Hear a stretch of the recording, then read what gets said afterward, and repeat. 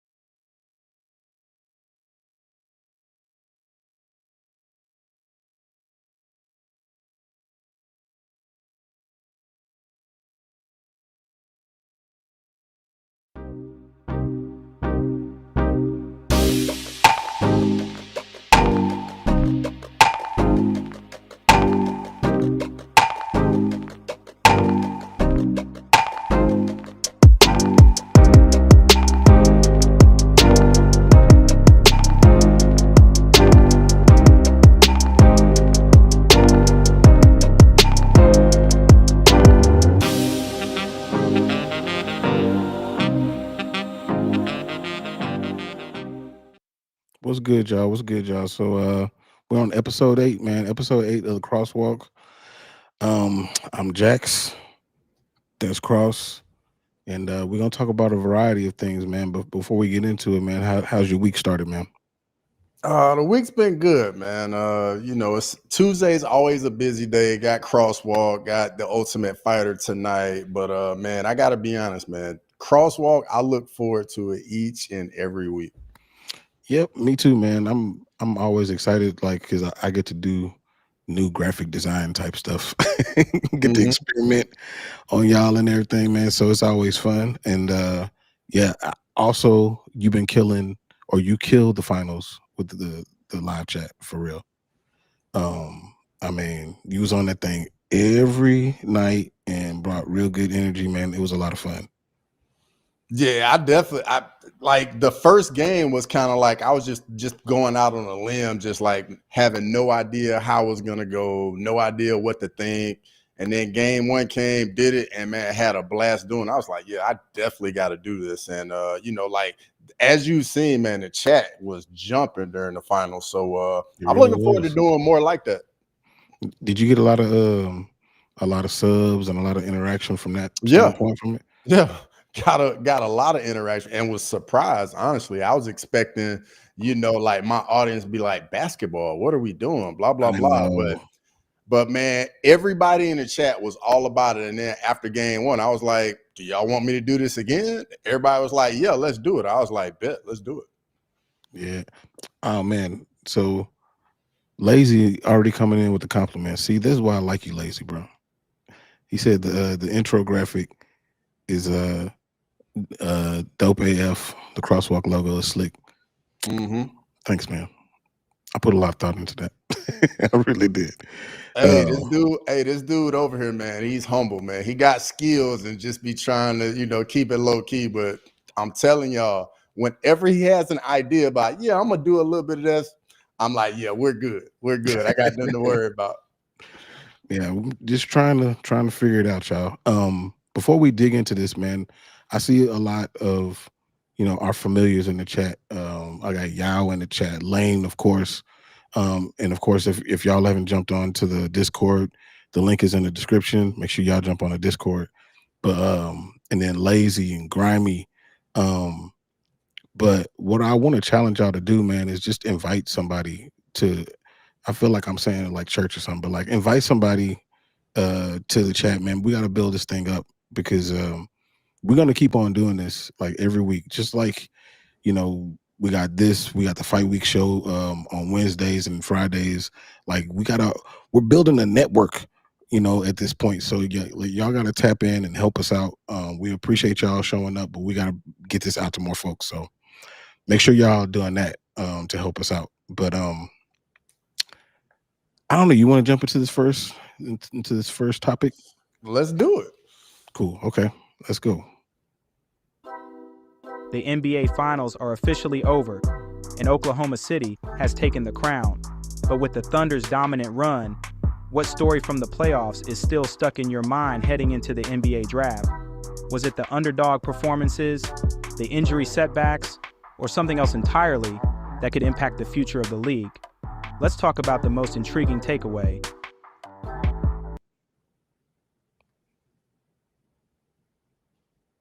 So, man, we'll start on that, man. Like, there's a lot that happened in these playoffs. First of all, I mean, like I said, you streamed a lot during the playoffs.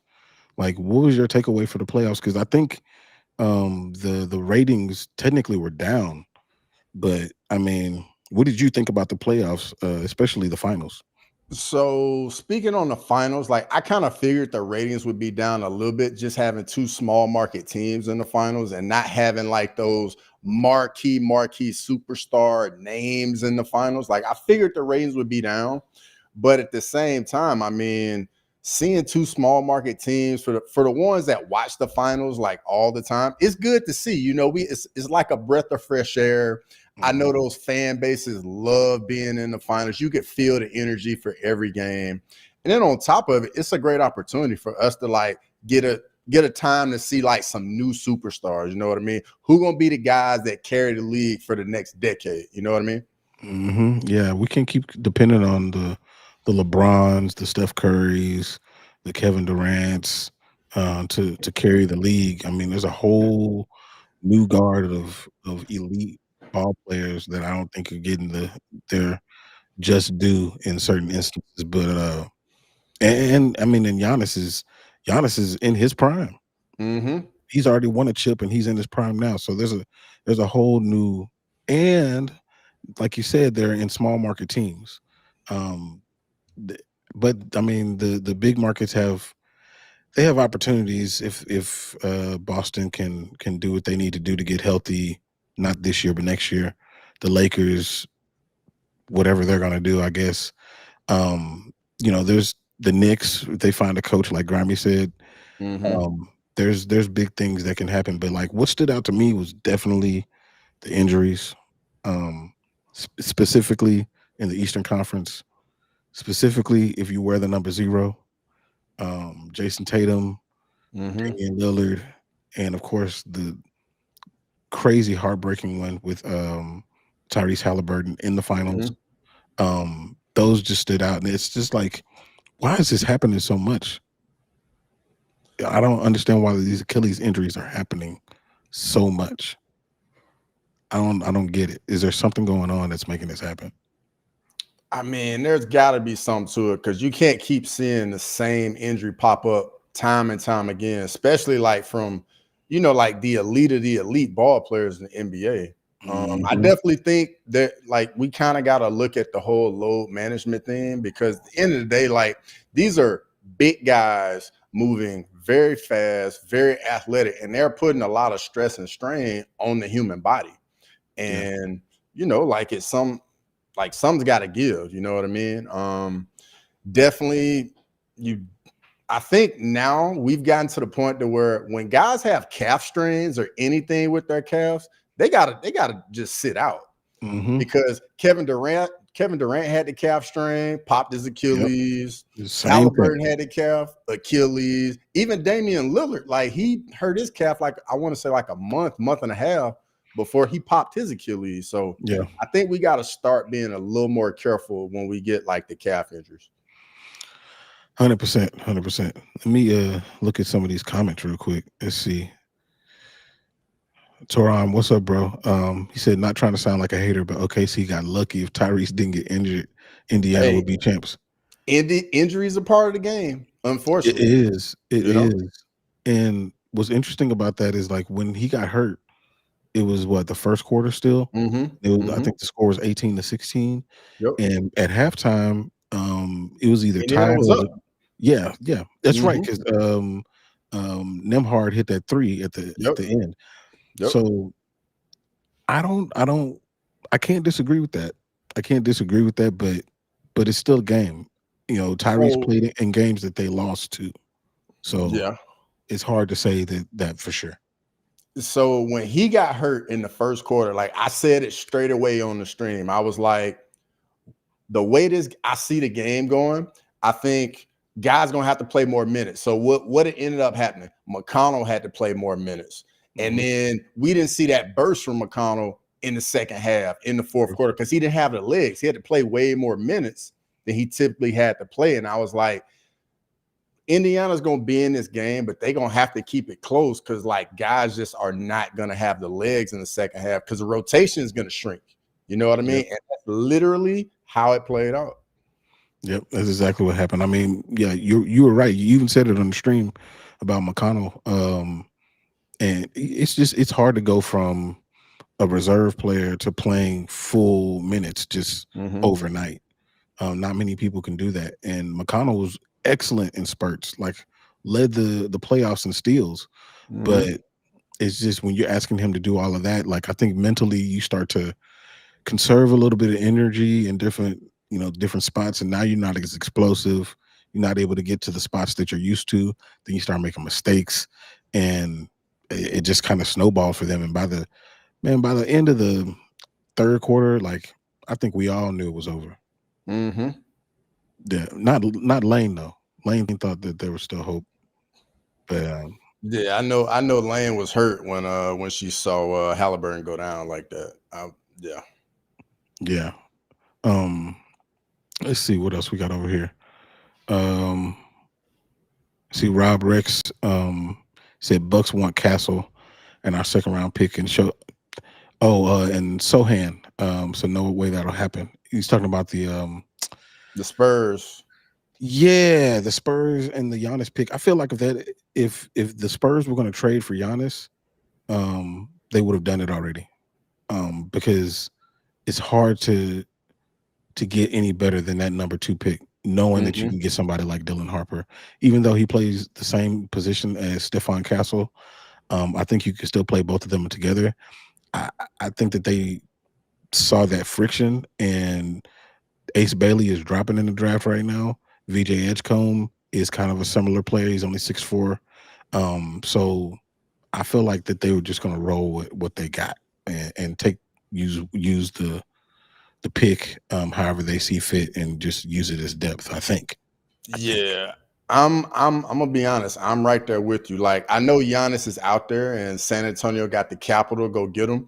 But if you look at the NBA Finals, it wasn't about having a superstar. It was about having depth and being able to get buckets from multiple guys. And if you look at San Antonio, they got Wemby, Castle, De'Aaron Fox.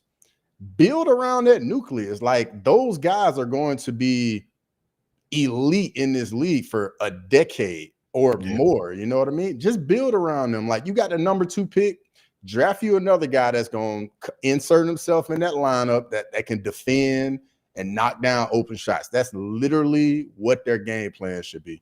100%. Oh, Lazy, man, you're a real one. Shared the link on Twitter. You don't got a lot of followers, but you have some important ones. Man, Lazy, I see you in all kinds of different chats, so I know people know you. So I definitely appreciate that for sure. Me too. I appreciate it big time, like Lazy. Always. Yeah. Even though you was on me the other night about John retiring, but we gonna get to it. We gonna get to it. We gonna get to that. We gonna get to that. One more from Toron. He said it's gonna be 20 years when OKC make it back to the finals. Bruh, I don't believe. I disagree. Oh yeah, I strongly disagree with that. Like, bro, they got like 15 draft picks over the next however many years. Like, they are not going anywhere. They are loaded, and all their stars are under contract. Yep, all of them, and all of them. None of them hit their prime yet. Yep. And I think they probably gonna re-up SGA and probably Jalen Williams probably like in the next couple months, honestly. And shout out to Sam Presti. He has done a phenomenal job. He took them he drafted KD, drafted Russ, drafted Ibaka, Harden, and now just got rid of all of them and now got a championship. Like, respect. That man has been killing it. Yeah, he's top notch, man. Top notch. And now people are trying to build like him. And I mean, which leads me to the Houston situation and some of these trades. So Houston got KD, which, man, it's going to be so hard to come through Texas and Oklahoma now. You got to go through San Antonio, then you got to go to Houston, and then you got to go to Dallas, and then you got to go to OKC. That's 0-4. You just 0-4 just coming through Texas and Oklahoma. So I mean, what do you think about that trade with KD going to Houston, and I mean them shipping off Jalen Green, and Dylan Brooks, a couple picks, but how do you think that either improves them or sets them back? I personally think it was a great trade from both sides. I mean, Phoenix is in rebuild mode. They got to do something. They got to figure something out there in the desert. Houston, it makes total sense for them because on the flip side, Houston's issue was they didn't have anybody they could just toss the ball to in crunch time. Like, hey, get us a bucket. Like, get us a good look, make something happen. And now Houston has that guy with KD. Yeah, he's a little older. He's like 37, 38 now. But KD is still a walking bucket. He is open when he walks on the floor. It just is what it is. And I think Udoka, like the toughness that he instills in the culture, like I think it's gonna serve Houston very well. Yeah, I think they're gonna be a problem. I can definitely see a Texas OU finals with OKC versus Houston in the finals. That'll be finally. I will have to go for Houston. Finally, I don't like rooting for Houston teams at all, but I'll finally have to go for them because KD is my guy. He's one of my favorite players of all time. Yeah. What up, Hank, man? Appreciate you jumping in here. Hank's got a dope channel too. If y'all aren't subscribed to him, make sure y'all go do that. But let's see. Let me see if there's another one that I want to jump into. What up, Chris Cushman? That's another real one. Chris Cushman is always in the chat, always supporting. Definitely appreciate him. Let's see. I'll see now. You already see Grimy already digging into the football. Grimy ready for football. He's definitely ready. Talking about college football earlier, definitely ready for football. I'm ready for it too. Before we jump into the next clip, did you happen to watch the EA College Sports deep dive into Dynasty? Bro, 1,000%. 1,000%, brother. 100%. I'm getting it. I'm getting it day that soon as it drops, I'm getting it. I'll be honest, I did a bad job of playing college football 25, but I'm gonna do a much better job on 26. And hopefully, man, me and you can get some games on, 100%. And then perhaps we can stream it on our channels too. 100%. I'm telling you now, I'm playing the South Carolina. I'm telling you now. Yeah, because the quarterback, I already know what he's doing. Is a problem. Lenore Sellers is a problem. For real. You say that, but watch you have UT playing with Arch. I already know that's what you're going to be doing. I might have to dabble with him. I might. All right, let's get to this next clip. Let's see. International Fight Week is here, and we're about to crown a new lightweight champion.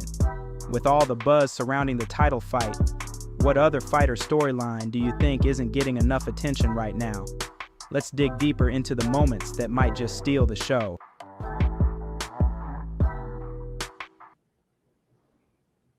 All right, so UFC 317. I know you're hype about this one. I know you're an Ilya Taporia fan.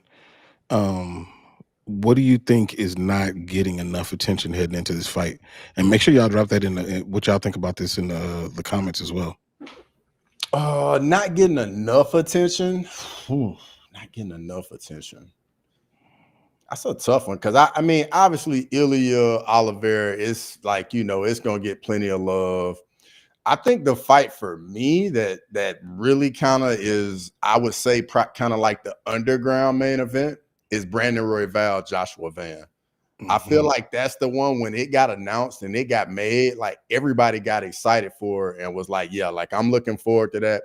And, just curious to see if Van is ready for such a big step up in competition. And, and I've said it a few times about Joshua Van. I really like Joshua Van. I even think he's a bit undersized at flyweight, but he's a dog. And Brandon Royval is never in any boring fight. So I think this is going to be a phenomenal fight. Yeah, and I saw you put that in one of the videos that you dropped too, previewing the card. That's another thing. If y'all haven't watched his preview videos, make sure y'all check those out on Crossover MMA. But Yeah, you said that it was the underground main event, and I can't disagree. That 4-inch height advantage that Royval has on him, the experience advantage, but Van is a dog, man. That little dude is a dog. Mm-hmm. Um, and I think there's no way that that's a boring fight. I think what people aren't necessarily discussing that I think will be a pretty interesting fight is Jack Hermanson against RoboCop. Mm-hmm. Yep. I think that fight's going to be really good. I think previously Jack Hermanson, maybe prior to the Joe Pyfer fight, he wasn't as exciting. But Mm-hmm. have you ever seen a RoboCop fight that wasn't exciting? Like Exactly. it's almost impossible to fight RoboCop and it not be exciting. Either he's gonna get the best of you, or you're gonna get the best of him in Yep. exciting fashion. But I think that fight is gonna be it's important for the division too. Like both of those dudes are on the fringes of fighting some really important fights. I mean, Gregory Rodriguez just had an important fight. Jack Hermanson has been in some important fights and came up a little short, but like this will get them right back into getting those important fights in the division. Yeah, for sure. Honestly, man, I think Jack Hermanson's performance against Pyfer, I think that was his best performance in the UFC. Like he showed Joe Pyfer that like you got to get some experience, and just showed him its levels in this. That like he's been in the game for a while, used all the movement, just frustrated Pyfer all night. And I wouldn't be surprised if he did the exact same thing to RoboCop. Yeah, he might. He might. Shout out to Chris Cushman real quick. Hyder Emil, Jose Delgado. That's another banger as well, brother. That's Yeah. another banger for sure. For sure. And you know what is interesting? I didn't even know that fight was on the card until probably like this week. It just came out of nowhere. And like, yeah, do everything that we missed in the prelims last week, I think we're gonna get in the prelims this week. Yep. It was worth going through what we did on the prelims last week to get to this weekend. Yeah, 100%. I mean, and Big Ankh brought up another fighter that's interesting to me in Jacoby Smith. Like that's another, and Nico Price with them shoulders. Like Nico Price always in a fun fight, even when he's taking a dive. Yep. So, but yeah, the McKinney Slava Claus fight. Yep. Somebody getting finished in the first round. Somebody getting knocked out. Yep. Yep. Bro, it's bangers everywhere you look on this card, man. I love it. Oh, you know what? I got a question for Lane, because Lane always knows this. What is the over-under for that McKinney and Slava Claus fight to end in a knockout? It's got to be like minus something, because I mean, I'm sure that everybody thinks that fight is not going to go the distance. There's no way. Probably 1.5. Probably, I would say probably 1.5. Yeah, because dude, I mean, as hard as I mean, I know Borshov hasn't been getting finish after finish. I think it's the level of competition, but I mean, dude is an excellent striker, and McKinney is so explosive. It's just it would be odd for it not to be a finish. But I got a question for you though. So Alexandre Pantoja has basically started fighting people that he's already fought. He's continuing to fight people that he's already fought. He already fought Kai France on what was it, the ultimate, was it the Ultimate Fighter? Yeah, the Ultimate Fighter. Yep. And that was for Mighty Mouse for them to figure out who he's gonna fight. And he beat him. And so now we've circled back to this. I know it's been 9 years, but he's already beat that dude. But Pantoja in the rankings is behind tons of people when it comes to pound for pound. Do you feel like his run is just getting ridiculously disrespected? 100% it is. I mean, if you just go look at the top 10 and he's pretty much beaten almost everybody already. honestly, it's already the second greatest run at flyweight already.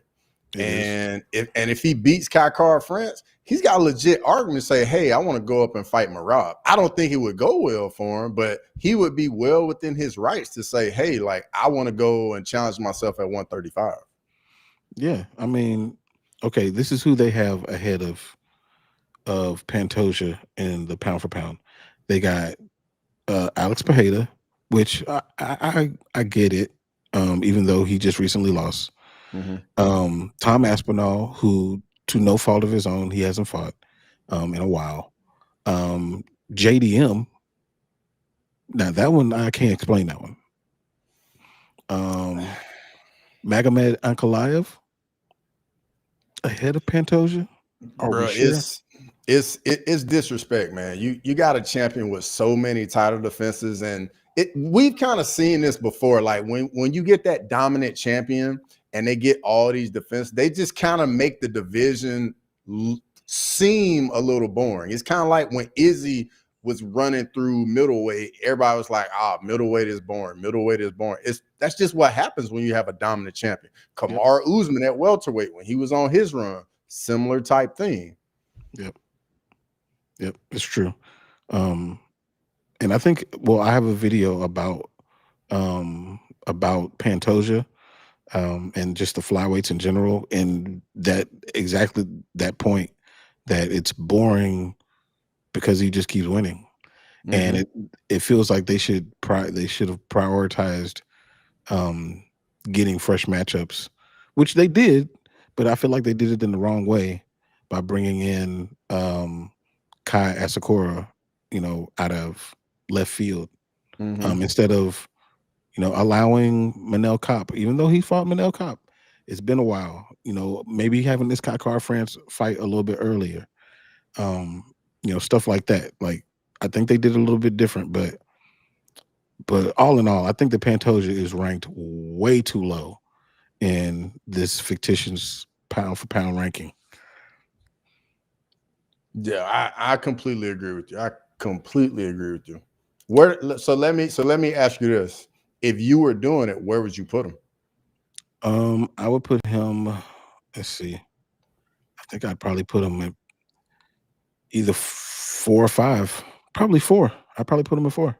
Okay. Because like Islam, I can't argue him. Marab, can't argue him because he's basically doing the same thing. Yep. And Ilya, can't argue him. So I put him in that mix, right up there with him.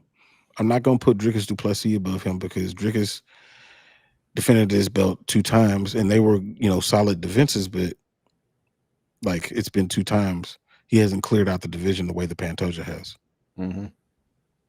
Yeah. I see it. I see it how you see it on that one for sure. Yeah. Oh, shout out to my guy, Dr. Evil Genius, man. He's got a channel too. Y'all gotta go check that out for sure. He says I have to disagree regarding Pantoja. It seems half the guys he's beaten recently, he's humped them to avoid fighting them. Royval is the worst example that comes to mind. I understand what you're saying, but I'm not looking at it with style points in that sense. He finished Kyle Sakura, and that was his last fight.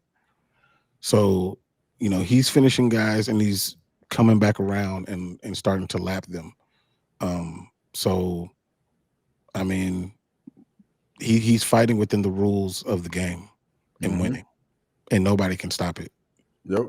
That bro, it's the same way with Marab. Like, why should he do something else if it works? If him just wearing guys down, getting them fatigue, and just drowning them in pace, why should he do something else? It's not like he's gonna get like any incentive to try a different approach. We saw how Bilal Muhammad tried that, didn't go so well for him. That's true. See, Lane, we do agree on stuff. You always think that we don't agree. We agree. Sterling, what's going on? What's up, man? What's up? That is another channel that y'all need to watch. That Sterling is definitely our light-skinned African American brother. Sterling, the Capri Sun kid. Make sure y'all go and follow that dude too. And then also Sean Moody, man. That's another real one that's out here. definitely appreciate you every time that you show up. You said Pantoja is being overlooked like Mighty Mouse was at 125. 100%. Yep. It took Mighty Mouse a long time to get, high in the pound for pound rankings. It almost took Joe Rogan to go on a personal crusade for him to get higher in the pound for pound rankings. So I agree. I agree with that. I got a question for you since we on that topic. Mm-hmm. Do you think obviously like DJ, the amount is obviously more, but what do you think about the quality of Pantoja's wins versus DJ's wins? Because yes, DJ had the wins for sure, but I think Pantoja, like the quality of guys he's beaten, might surpass that of DJ. I would agree. I think the quality is a little bit better. And that's really, that's no, DJ had to beat who he had to beat. Yeah, that's definitely no disrespect to DJ. Like he fought who they put in front of him. Yeah, and it is what it is. They created a whole show to try to find somebody, and Pantoja was on that show to find somebody to beat him. But I will agree that for sure the quality is better in Pantoja's run. I think that I do think that John Dodson, Joseph Benavidez, Henry Cejudo, those wins do stand out, and I think that those are on the same level as some of these other people. Like maybe I think the Moreno is probably. I think Moreno is the third best flyweight of all time. Maybe it's Davison Figueiredo. I don't really know, but that one definitely stands out over the other two. But I think that Pantoja's got 3 of those, right? He does. He's beat him 3 times. He did beat him 3 times. It's tough. It's tough. It's tough. I think it's almost like when you look at, you have a similar conversation when you look at bantamweight with Dominic Cruz's wins versus Merab's wins. Mm-hmm. When people are saying that Merab is the best of all time, it's hard to argue against them. I still have Dominic Cruz, but bro, it's getting dicey. Yeah, you look at Merab's wins, and you're like, hold up now, hold up now. Yeah, it's getting real dicey. I'm starting to not have a leg to stand on that one, but it's a similar thing. But I do think that his resume of wins from a quality standpoint is probably a little bit better, for sure. Yeah, it is tough out here for Pantoja. It is, but I value Pantoja for sure. All right. Now here's the topic that everybody been talking about, and I've reserved what I was going to say until we got on this show. And this chat is about to be real interesting. But I'm gonna let you go first. I'm gonna let you go first. All right, y'all. Okay, here's this next one. At UFC Baku in Azerbaijan, Dana White announced Jon Jones' retirement. And since then, the prevailing sentiment from MMA fans is that Jon Jones ducked Tom Aspinall. Do you think there's any truth to this? Did Jones avoid the fight, or is it just fan vitriol? And what does this mean for Jones's legacy? Has it been tarnished, or is this just part of the narrative that surrounded him for so long? Oh boy! All right. Oh yeah. it's about to get ugly in here now. I already know. Yeah, it is. So I'll go ahead and do the honors. I'm just gonna say this. When we look at Jon Jones's career, does it really surprise anybody? If you go back and look at his career, none of it was like step by step. You should do this. It's always been tumultuous. Something at every turn. There was always something happening, and somebody was like, "What? Like, why is this going on? Why is he doing this?" For me, it when you think about it, it makes perfect sense. Like, he's not going to go out how we all think he should go out, had that one big last fight, go out.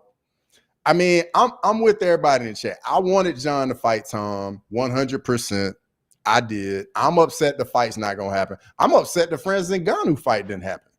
But, you know, at the end of the day, we don't know. We don't know what was really going on behind the scenes. It's really all speculation. But at the end of the day, I mean, I feel like it's gonna be a talking point for a little bit of time. Mm-hmm. But then as time goes on, we're not gonna be talking about he didn't fight Tom Aspinall on the way out. What we're gonna talk about are all the guys he actually fought and actually beat in his career. Yeah, I agree, man. So when I was thinking about this, I started writing down words. I was like, what do I think of Jon Jones? What are the words that come to my head when I think of Jon Jones? And so the words that come to my head are selfish, delusional, troublemaker, addict, narcissist, talented, generational, warrior, icon, GOAT. Those are the words that come to my mind. And both of those things can be true. For all the good that we see in that young 23-year-old kid that beat Shogun Hua to win the belt, you can see all the bad. The hit and run that just happened, the hit and run previously, him hiding under the octagon to hide from, you know, people doing the test, all the confrontations, all those things. You mix all that up, and that's what you get is Jon Jones. That's what you get. He is not a perfect person by any means, not even close to it. But when the octagon door closes, nobody can beat him. And when it comes to this fight with Tom and all of the people saying that he's ducking Tom or he ducked Tom, I understand what you're saying. I get it. Because if you look at the way that this whole thing played out, the length of time that it took from the Stipe Miocic fight until now, like, it's a long, drawn out process. And like you said, we don't know what happened behind the scenes. We don't know what was said, what wasn't said. You know, does the media rights deal play into the timing or the lack of timing? Was he ready to fight at a certain time in the UFC? We don't know any of those things. But the thing is, Jon Jones is already a villain. He's been a villain. He's been a villain for a long time. So it's very easy to pin it on him. Jon Jones did not sanction that belt. Jon Jones is not the UFC. He didn't put that belt around his own waist. Jon Jones did not sign himself up to fight for the heavyweight belt. They had to agree with that. Jon Jones does not give himself fights. So the amount of culpability that you're giving to Jon Jones, you got to give that same stuff to Dana White, Sean Shelby, Hunter Campbell, because they're the ones that could have stripped him a long time ago. They're the ones that could have protected Tom's legacy, right? They're the ones that could have cut this whole thing off, you know, and nipped it in the bud. They're the ones you should be mad at. I know it's easy to be mad at Jon Jones because he's a piece of shit, I guess. But the thing is I give Jon Jones maybe 20, 30% of this because they could have put a stop to this a long time ago. They could have stopped it. Ultimately, what I think happened with Jon is at this stage of life, it's hard after you've done all those things. Remember, he fought on the GSP fight card in 2008. It's 2025. Okay? He fought in 2008. He's been fighting for a long time. And it's hard for him to get up for those types of fights. I think that's really what it came down to. Does he want to go through the entire training camp? You know, as a former athlete, it's not the game that is the hard part. It's the training to get there. And so maybe he didn't want to get into all that. Maybe he didn't want to, maybe he just couldn't get himself riled up to do it. I don't know. But I think that, yes, there's a portion of this that goes to Jon, 100%. But I think a larger portion goes to Dana and the people who allowed this to happen. That's where I point the finger. And do I change him being the GOAT or being the greatest of all time? It's fictitious. It's not even real. It's opinion based. Do I change it? No. I think that if you go into the octagon, I don't think anybody can beat him. But we'll never know. And that's what it came down to. I'll speak on this. Like what you said as far as about being an athlete as you get a little older and like you're trying to get yourself up for it again and again. Like, bro, that is 100% facts. Like mentally, you want to do it, but then the body isn't quite responding how it used to. You're feeling some things you've never really felt before. And I get it, man. Like from the outside looking in, us, the fans, we're like, oh, like that's the big fight. It's the exciting fight. But you got to realize this has been this guy's life for how long? Over a decade. Every fight was the next big one, Now, I get it. People in the chat, especially Leroy, his thing was Jon should have retired after 309. Valid take. I got nothing against that at all. I don't disagree. I don't disagree. For sure. But the thing is, let's say Jon were to fight Tom, and let's say Jon beat Tom, and then he retired. You know what people have to say then? Well, he didn't fight Francis. Like it's the goalpost was always gonna continue getting moved, regardless what he did, and there was always gonna be something there, no matter what happened. You can't please everybody. At the end of the day, if Jon Jones is happy with his career and what he's done, that's really all that matters. Because I can promise everybody in the chat, Jon Jones is not losing a lick of sleep over people being upset he didn't fight Tom Aspinall. Nope, not a lick of sleep. And the fact that he's been the villain and he leaves the villain, what changes for him? Nothing. Nothing changes. Nothing. He does not care. Tua said Jon will come out of retirement to fight whoever beats Tom. He might not. I don't think he does.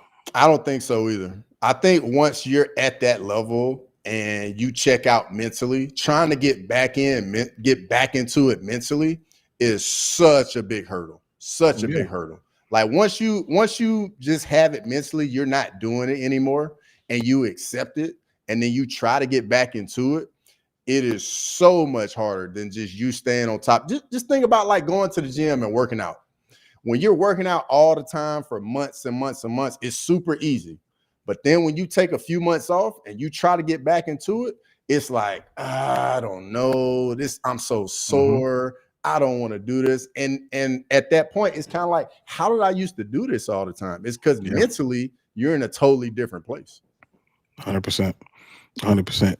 And man, I knew this was going to cook in the chat. Oh yeah. I knew it would. Let's see. Let's dig into a couple of these. Zach, who's another real one, said Jon Jones' career has far too many asterisks at this point in time for me to call him GOAT. That's fair. I totally get that, man. I can't argue with that. But at the same time, I could put asterisks in everybody's GOAT conversation. Anybody, name a person, I could put an asterisk there. I can create an asterisk.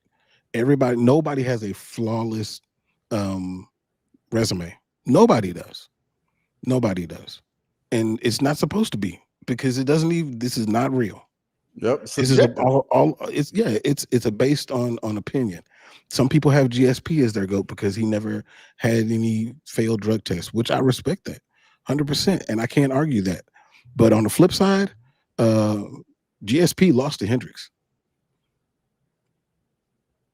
He lost that fight, and we know that lost to Matt Serra too.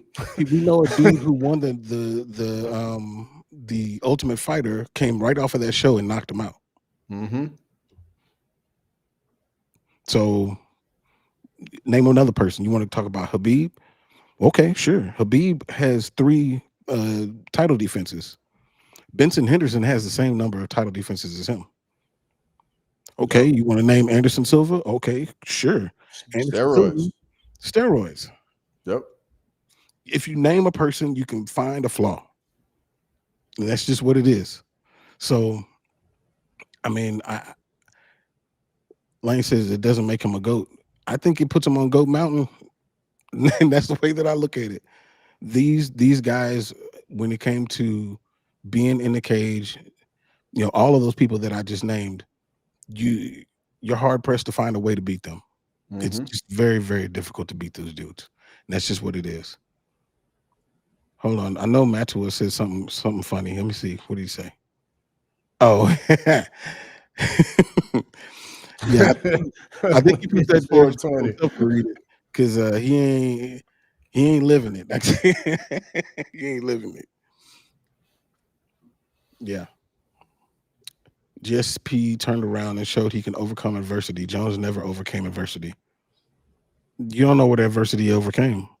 Like I said, in the words that I said, him being an addict, yep. I think he is an addict. And I think that he had to overcome that to even come back and fight OSP.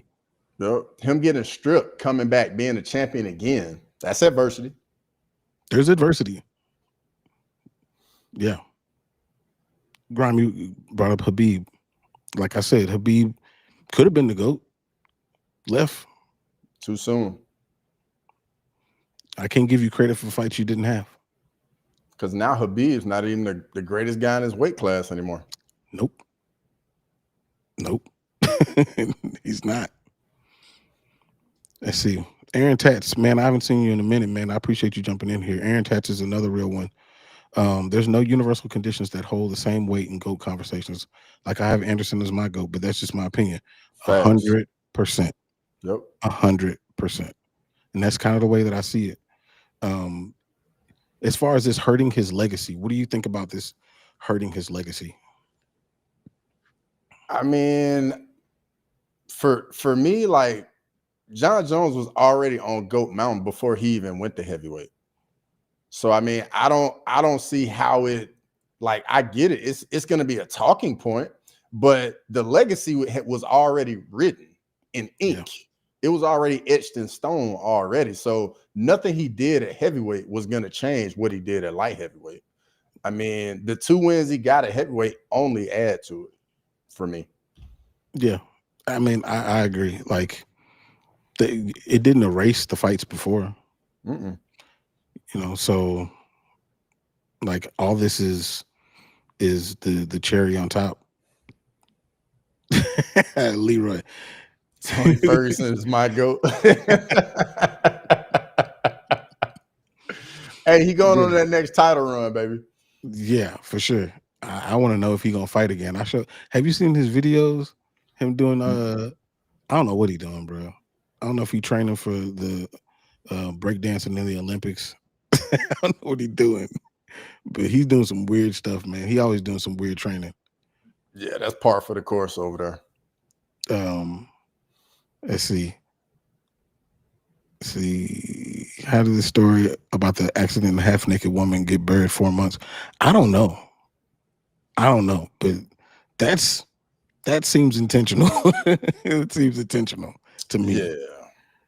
Yeah. I mean, it's no different than the Izzy story before he fought Strickland, like when he got pulled over and had the DUI and all of that. Like, we didn't hear about that until after he lost the Strickland fight. Let's see. Dr. Evil said, or Dr. Evil Jr. said, for me, Jones doesn't have a legacy. He went out as a coward and is negative to society. It's pretty cut and dry to me, just my opinion. I respect it. Yeah, I definitely respect that. And I'm not gonna let him babysit my kids. I'm not gonna do that. But I will say, if I need somebody to go out and fight another dude, for us to get water in the neighborhood, I want that dude to go out there. So I mean, like I said, he's equal parts good and bad. He's not a good dude. But that's not what this is. This is not mixed martial niceness. Yeah. And honestly, if anything, I think that part of him made him what he was inside the octagon. Because I mean, if you go across whatever sport you want, the guys that are at the top of the top, they're not nice guys between the lines, inside the cage. Like, they are savages. Because just to get there, guys, like, you got to be a shark. And then to be elite amongst people that do it for their living in any sport, you got to be a shark amongst sharks. Mm-hmm. And it's different. Like, you literally like walk around, you think like, hey, like, I'm the best person on the planet to do whatever it is. And you may not speak outwardly about it, but in your mind, you have that mentality. You have to, because if you don't, you're not even gonna get there. Yeah. Yeah. I mean, you know, from personal experience, like, you know, you played at the highest level of college football, you know, and I'm pretty sure that the dudes that off the field, when you're talking to them, that is not the same guy as it is on the field. It's got to be 100%.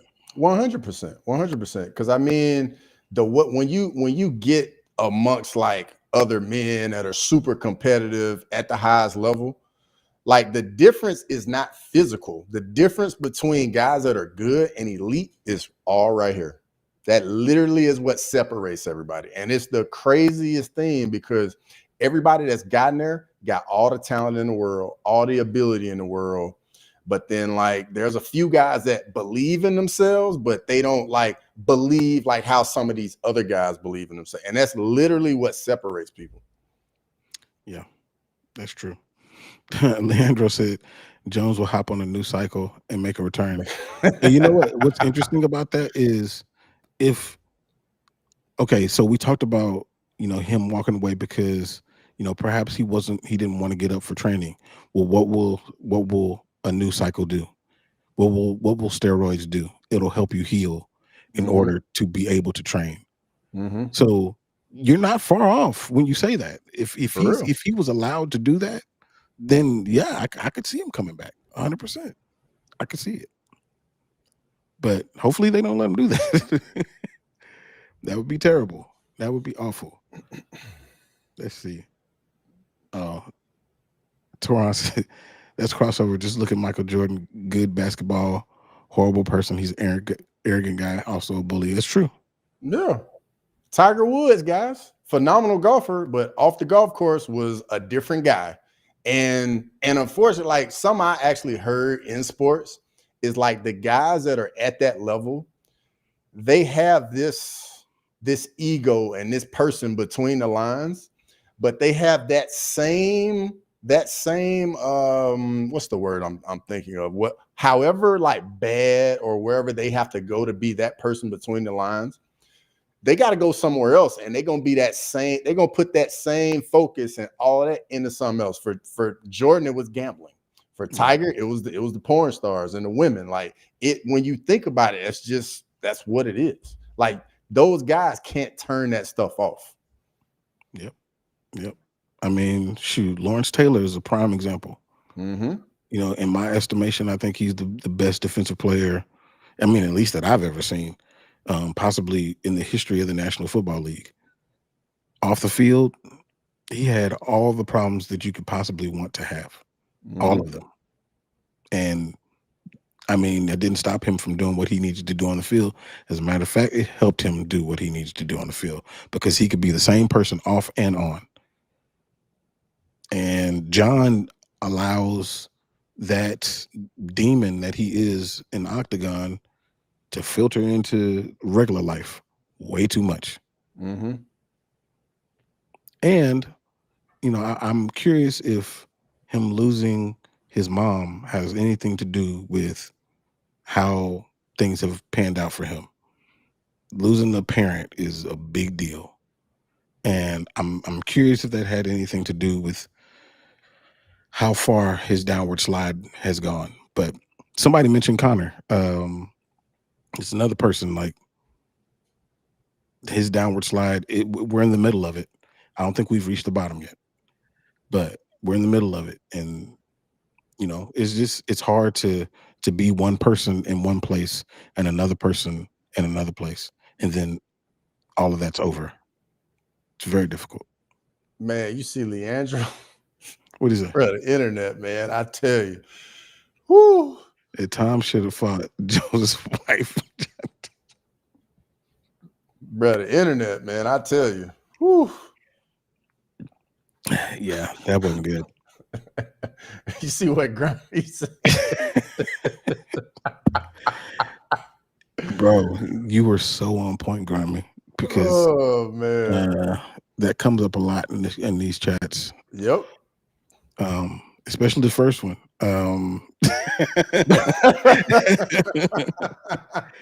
Leandro said, "I'm never going.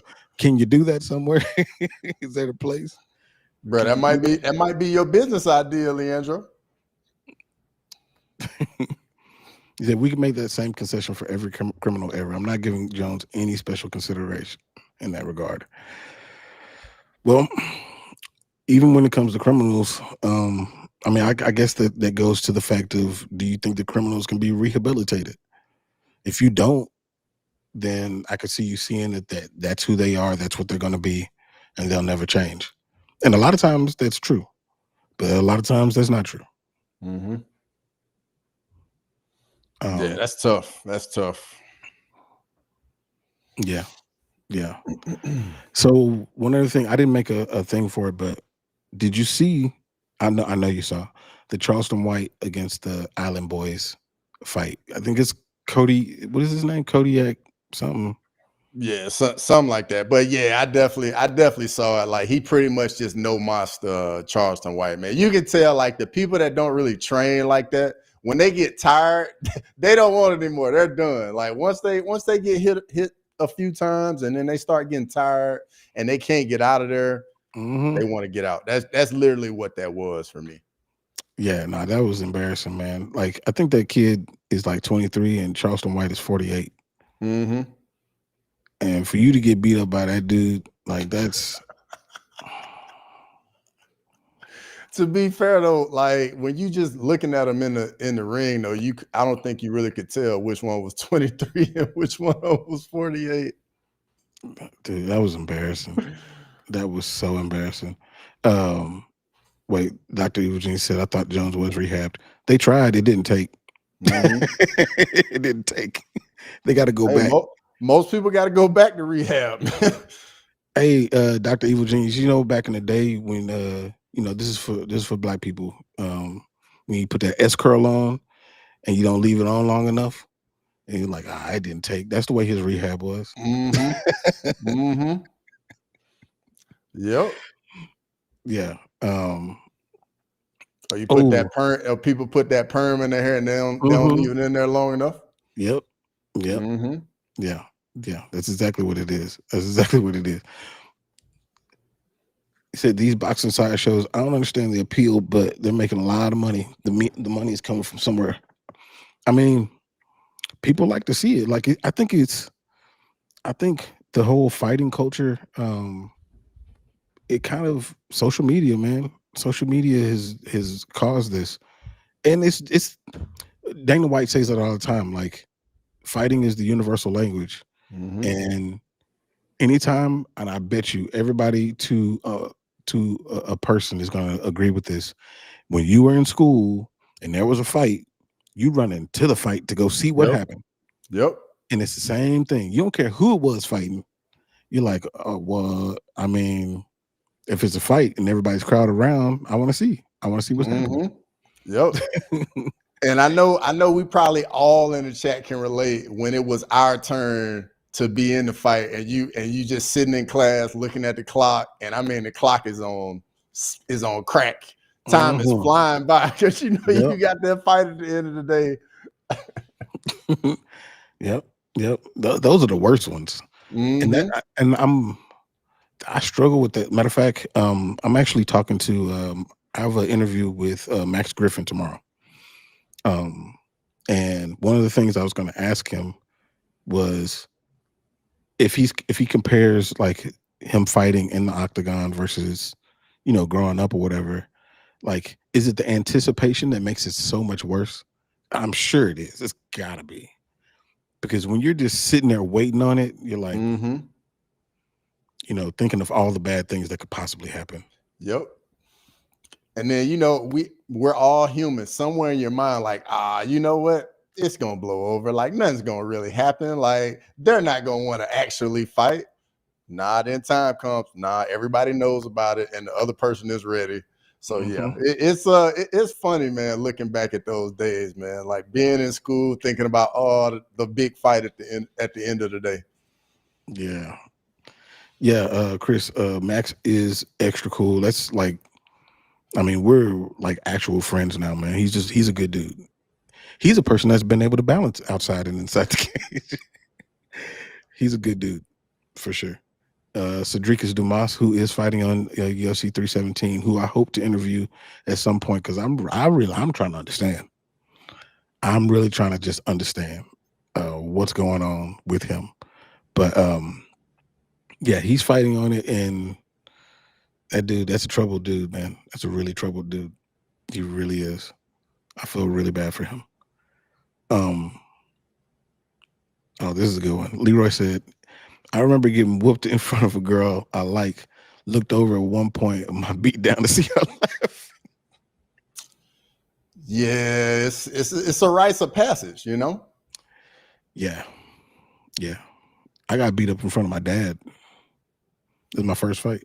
I got beat up right in front of him. It was, very embarrassing. And he made me go back out there and keep fighting. Oh, you know, 100% he did. I didn't even have to ask. 100%. Yeah. That was rough. Yeah, Griffin does have a fight against Chris Curtis coming up. I think it's in Tennessee. On the that's kind of soon. It is. I was actually trying to get him to come on today to be on the live, but he's training right now, so of course the time could match up. But yeah, like matter of fact, he's seen the show, so he's, like I said, he's a good dude, man. That's what's up. Yeah, he has the ear tattooed on him too. He has the ear that he snatched tattooed on him. Yeah. Let's see. Tua said, I ain't trying to get into a fight in the street in front of my son. Bro, like at this point, like if me personally, if I'm getting into a fight, like it has to be over some property, or like it's got to be like big. Like a serious level of disrespect. It's got to be really, really ridiculous for me to do that, because I know how long it's going to take me to recover from being in a fight. So I would rather not. Let's settle this with a discussion. When was the last time that you got in a fight? The last time I got into a fight, back in the sports days, I actually fought one of my teammates, actually. And I know we were talking about this off the show about just stories, but I'll tell the little story. So I was in the minor leagues at the time, and me and this guy, we were actually friends at the time. He was a little different guy. He was a pitcher. Like pitchers, position players, it's kind of like oil and water in professional baseball. So on the team bus, like to and from the ballpark, right? Like me and him like sat beside each other. Like I said, me and him were cool. Well, he took the early bus, and then I came on the later bus, and his CD player was in his seat. So, you know, me being me, like I didn't touch his stuff. I didn't mess with anything, right? We go play the game, and we're on the road, and then we're going back home after the game. So we have the game, whatever. I come out, like shower, about to get on the bus, and then he like meets me like, you threw my CD player on the floor, blah blah blah. And I'm like, what? Like, what are you talking about right now? Like, I haven't touched your CD player. And I mean, bro, like we were literally like this close, like face to face. And I'm like, what? Like, what is going on? And then next thing you know, bro, like he just swung on me, and like you would have thought I was like Rafael Fiziev or like Neo. Like I just hit one of these. And I was like, did he really just swing on me? And then next thing you know, bro, I hit him one time, he went down, and then I was on him, like I hit him a few times, and then followed up with some ground and pound. Yeah. Mixed in a little bit of ground and pound. And at that point, man, like teammates was pulling me off of him, and it happened like so fast. And I was like, what just happened? And then it was funny because the next day, when the next city we got to, like me and my roommate at the time, we were walking to get some food, and I saw him walking as well. And I mean, he he had some mementos from the previous night, and it was funny in the clubhouse the next day. That's crazy. It's interesting too because like you're not a small dude, so like for smaller dudes like myself, we get in a lot of fights. Some of them because we're trying to prove that we're not less than, and then some of them it just happens or whatever. But for big dudes, I'm like, I feel like normally your size is like people like I'm a chill. Yeah. Like literally, bro. Like that's so true. But sometimes, man, that testosterone get going, and in the sports world, like people don't back down well. Like nobody wants to be viewed as like soft or punk, this and that. And that ego get going, man. And next thing you know, that's how you wind up, doing something and it can happen so fast too. Yeah. Oh, Western. First of all, Western got so many wrenches is ridiculous. I mean, that dude is like MMA YouTube royalty with all the wrenches he got. He said, I've been in one fight defending my girlfriend and her friend's kid from the kid's father. Guess who won? Of course you did. You were motivated, man. You had to win that fight. Had to. And I know when you won, I know you got some really good loving after that too. Toron asks, how tall am I? I'm 5'7", man. I'm a little dude. Matter of fact, if y'all go back on my channel, and there's a video where Cross comes to the crib and we record in person, and dude, the height difference is ridiculous. It's funny because like when we did it and then I went back and watched it, like I didn't even put anything to it. And then when you said something, I was like, oh. Yeah. I mean, yeah, it was nuts. I've been short for forever. It don't mean nothing to me. But like it's always interesting. It's always interesting. But like, yeah, it was funny though. Leroy like 6'3", I think. Yeah. Me and Leroy are like the same size. Allegedly. I mean, I don't know if he's Sterling 6'3".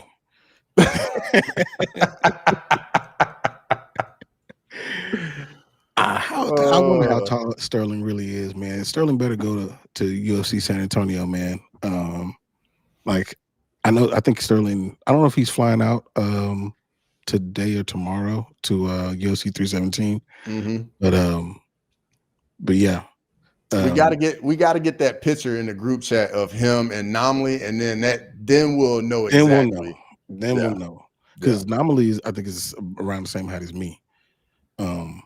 You thought I was tall? Nah, man, I just give out tall person energy. I'm not tall. Beast mode over there, dog. Beast mode. I'm not tall at all. Oh, Chris, you 6'3" too? Dang. That's what's up. Some monsters.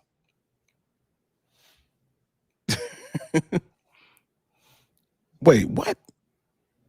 Are you 5 foot? Like 5 foot even? No way. Leroy, stop it. No need to lie, dog. There's no need to lie. It'd probably go the other way. It'd probably be negative inches.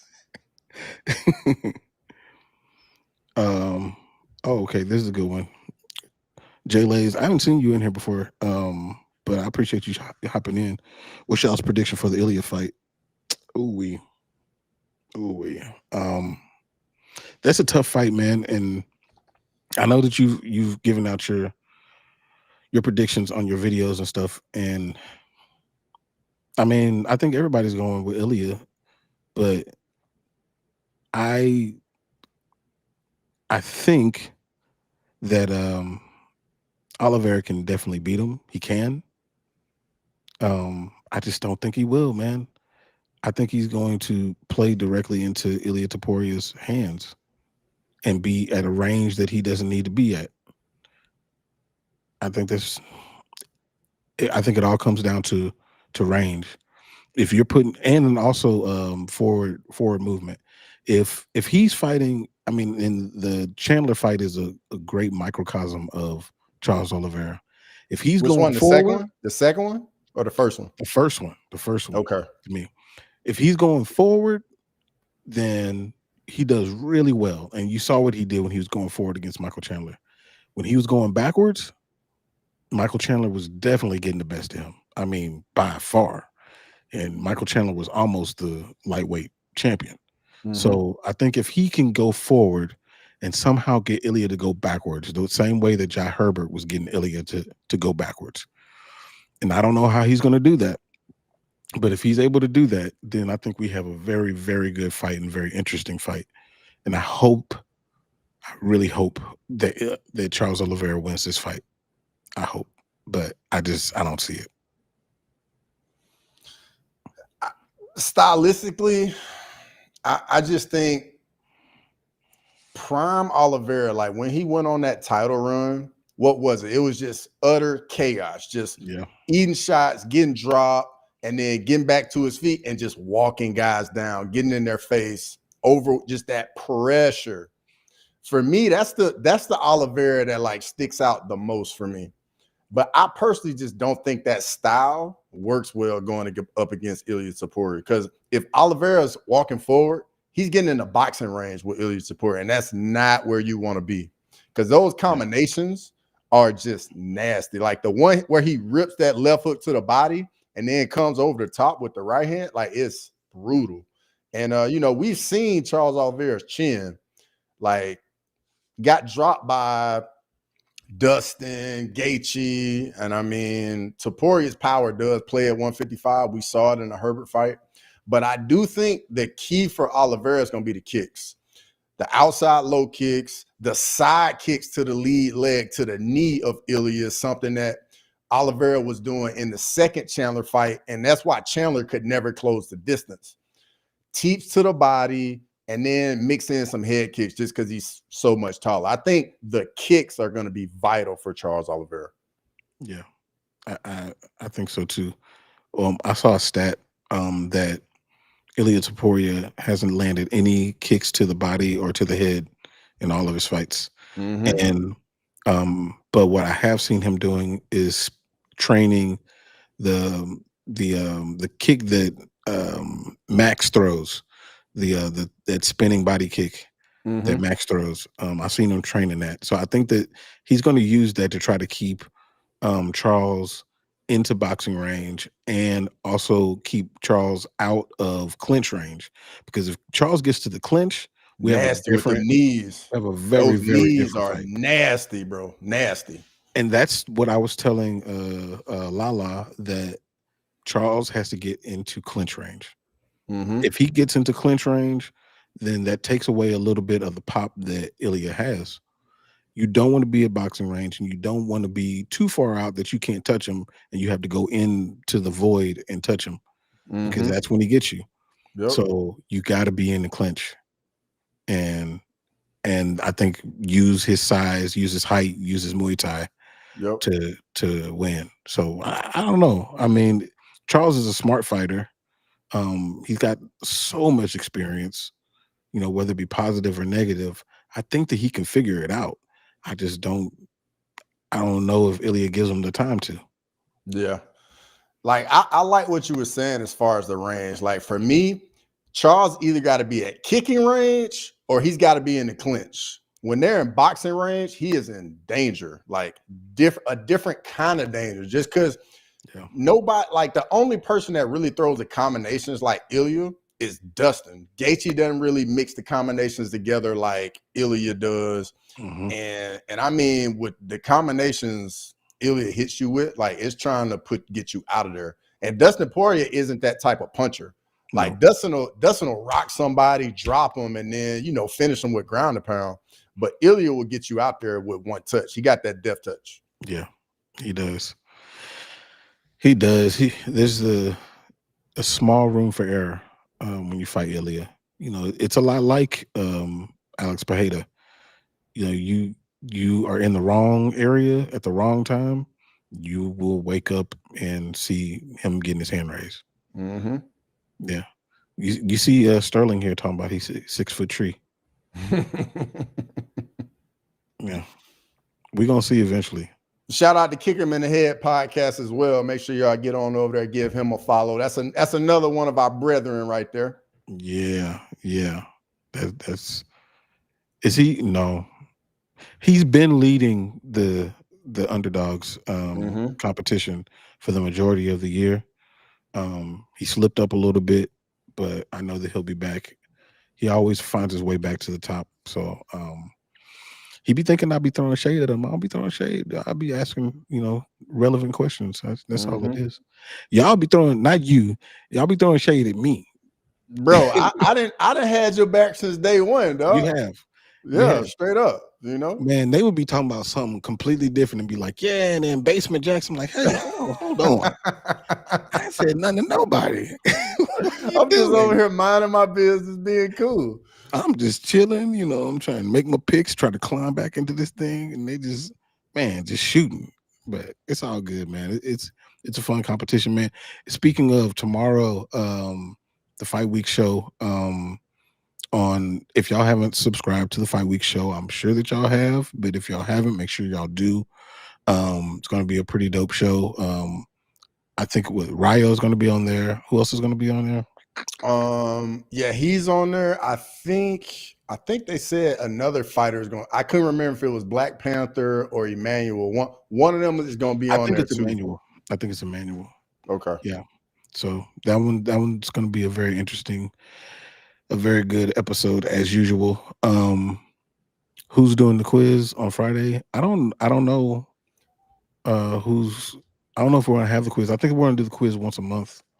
I know they were talking about me doing it, but I am traveling. Like I'm going home to visit my family on Thursday and I'll be home for the 4th. So I don't know if I'm gonna be able to be on the show Friday, but I am gonna, take my camera and see if I can get stuff set up, get situated, see it, if I can try to be on. But I can't definitively say anything right now. But everybody in the chat, I am doing a live stream tonight for Tough. So that's going to be at 10 Eastern. Make sure you get on over to the channel for that. We can come chop it up. Obviously, we can talk about the show. We can talk about whatever sports you want. We can talk about MMA. It don't matter. We can talk about it. Yeah, for sure. And then also, if y'all haven't watched the latest video that I did about the women's bantamweight division, and y'all know about the women's bantamweight division and the problems that they have. Make sure y'all jump in there and do that. And then, like I said, I'm interviewing Max Griffin tomorrow. We'll be posting that one relatively soon as well. So we got a lot of good stuff coming out here. There's PFL on Friday. Yeah. I will say, I didn't plan on watching the PFL, but Sterling did a stream, and I hopped in there and watched that, and it was very exciting. Sterling does really good streams, y'all. S-Dogs MMA. And he's gonna be live in 30 minutes. Matter of fact. Oh, okay, cool. Yeah. See, here we go. Kitchen Jax doesn't catches me. I'm not Kitchen Jax anymore now. I'm not even that anymore. But I could have a bad week and I'll be right back down there. So let me not say that. That's literally all it takes. I had a rough weekend last weekend. Yeah. How many points did you get? Bro, I only got like 6. Oh man. Yeah. Like I went from 2nd to like 4th, 5th. Oh yeah, like that, in one weekend. It's you, then Olin, then me. Yeah. Yeah, bro, I've been doing some crazy work just trying to dig out of the hole that I had for myself at the beginning. Yeah, you got to, man. You got to. It's tough, y'all. It's tough. But anyway, man, appreciate y'all jumping on here. Next Tuesday we'll be on. Make sure y'all jump into the Tough stream later on today. But yeah, until next time, man, it's been a dope episode. And yeah, we'll catch y'all later. Peace. Thanks for watching Crosswalk. Make sure to come back next Tuesday to chop it up. So please, whatever.